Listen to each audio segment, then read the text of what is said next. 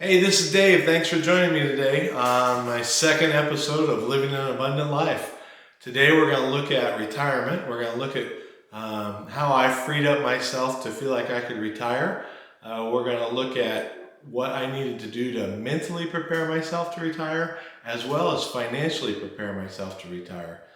It should be a fun trip down memory lane. See you in just a sec.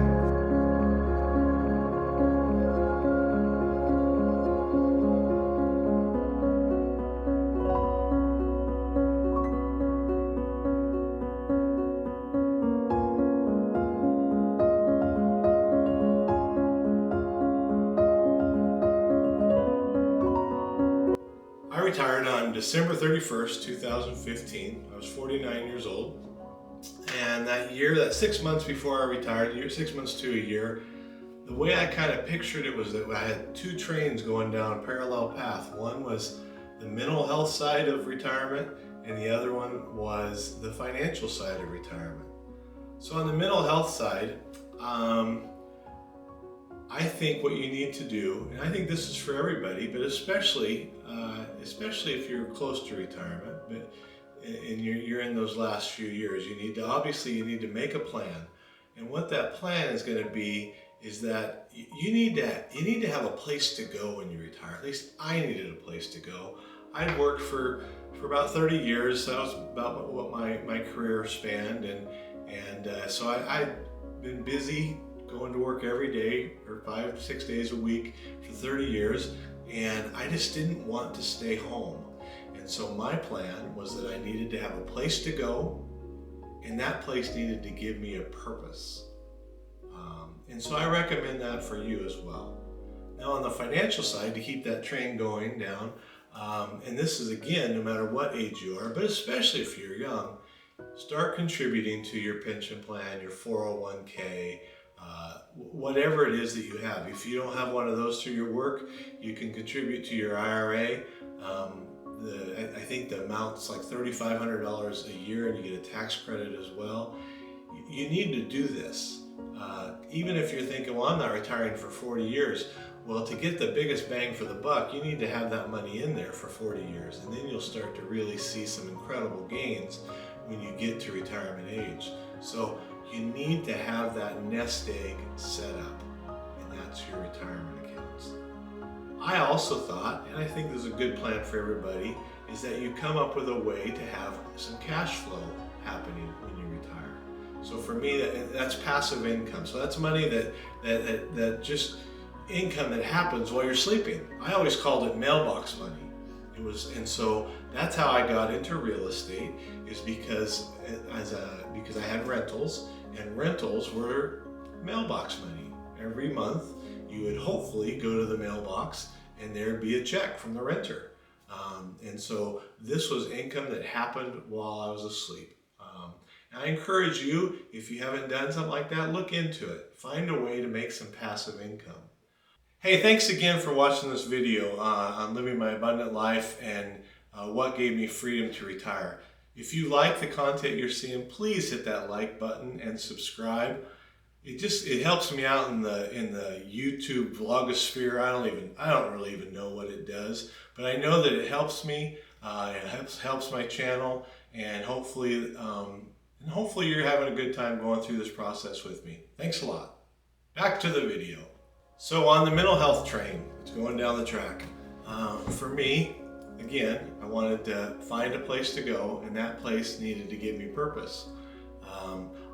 I'd become very involved in CrossFit, starting back at the end of 2011, and I moved through that process, and I'd gotten credentialed as a CrossFit certified level 1 trainer. My daughter-in-law, Destiny, had done the same, and we had a neighbor down the street that had done the same.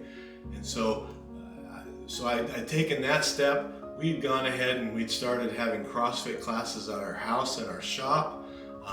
That was quite the fun time. Our shop originally, it still had a tractor in it, and it had a trailer and a truck, and so every Tuesday and Thursday we'd have to pull that tractor and trailer out and set it up for CrossFit, and we'd work out for an hour, and then we'd put it all away.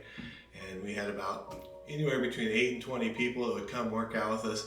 It was a great time. It really was. But after about 2 years, you start to think, I'm not sure we can keep doing this at home. We have this great group of people, but they're here every Tuesday and Thursday, and our life is kind of being overtaken a little bit. The people were great. It wasn't that. It was just, we just kind of wanted that piece of our life back. And so this is all happening in 2015 while I'm trying to make this retirement decision. And so we began looking for property that we could rent in the city we lived in, and open up a CrossFit gym. A CrossFit box is what they call it. And so we were able to find a place, and it was a pretty good size, somewhere between 2,500 and 3,000 square feet. It was industrial space. It had been an automotive garage, and so it was wide open, and it really just worked out for us to go ahead and rent that, and we opened our CrossFit affiliate, and that gave me a purpose when I retired. That gave me a place to go every day. So I would work out 4 or 5 days a week, Monday, Tuesday, Thursday, Friday, and then sometimes on Saturday. I would try not to be there on Wednesdays, just to have a day off from it. Sundays have a day off from it. But it gave me a place every day, a structure, and a place to go, and I had a purpose. I encourage you that if you're looking to retire early, or even if you're not, that you need to go ahead and have that special place, or that place where you can go. Hopefully it's a special place as well. And that doesn't have to be a business. You may be a tinkerer, somebody that can go out to the garage or your shop and work on things, put things together. I'm not good at that. We already discussed that in a previous video, that I'm not very good at that. It can be a side hustle.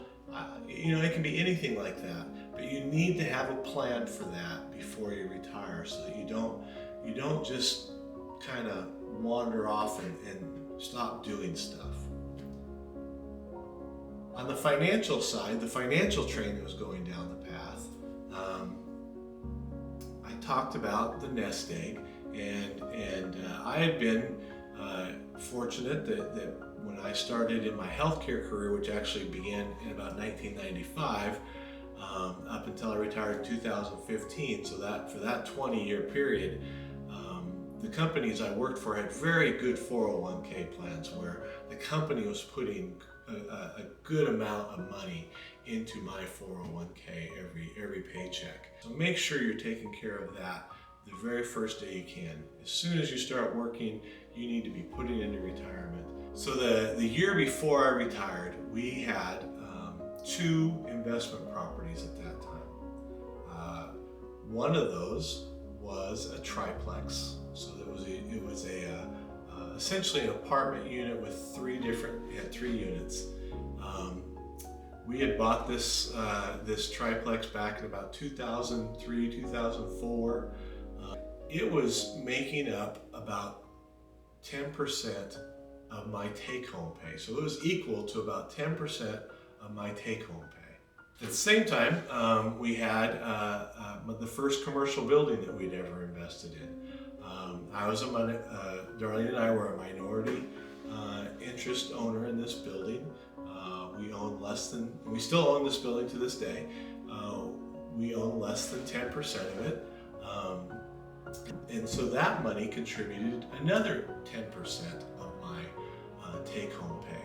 So between those 2 investments, at the beginning of 2015, they covered about 20% of my take-home pay. That wasn't enough, though, to give me comfort to retire. In late 2014, I found this building that was in a neighboring town to where I worked, and it was very run down. The price flow was fantastic because of that, and at the same time, I had a relationship with a physician group in town, and they were looking to expand. They're like, okay, we're going to do that. We'll buy this building 50-50 with you, and we'll remodel it, and then we'll move into it. And so we bought it in late 2014, and then we spent until about September 30th remodeling it. It's a gorgeous building inside and out. And again, the interest rates were way low at this time.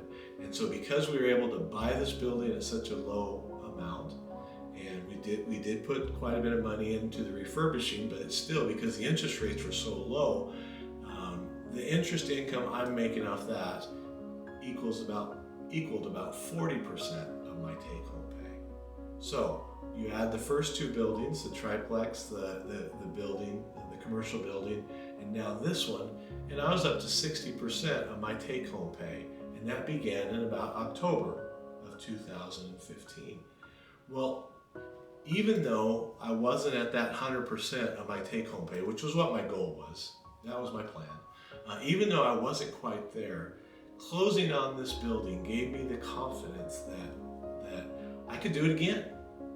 I felt like I could find another building, either in town, around where we lived, or somewhere in the region, and I could find a tenant for it and just duplicate those efforts.